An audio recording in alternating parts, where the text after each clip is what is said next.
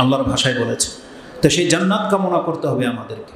তার মানে আমাদের অন্তরে সব সময় এই জান্নাতের চাহিদাটা জাগিয়ে রাখতে হবে।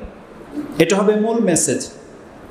এই লক্ষ্যে কোরআন এবং হাদিসে যথেষ্ট কথা রয়েছে, কিন্তু যখনই আমি বলেছি যে আমাদের লক্ষ্যবস্তু হতে হবে জান্নাত, এই কথা আপনারা আপনাদের মাঝে কেউ কেউ হয়তো গ্রহণ করবেন না, এটা আমি জানি।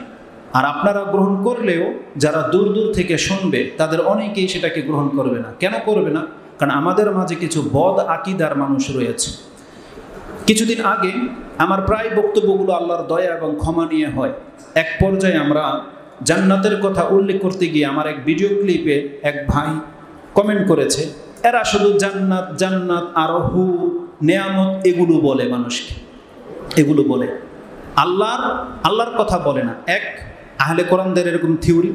দ্বিতীয়ত হচ্ছে যারা জিহাদ, যারা ওই মানবতার ধর্ম জপে, যে যারা দেখতে পায় না মানুষ না খেয়ে মরে যাচ্ছে, চিকিৎসা পাচ্ছে না, কত কিছু, এগুলো দেখে যাদের দরদ, ও হয়তো আল্লাহ এবং তার রাসূলের প্রতি ঈমান আনেনি, কিন্তু মানুষের এই দৃশ্যগুলো দেখে ওর দরদ জেগে যায়।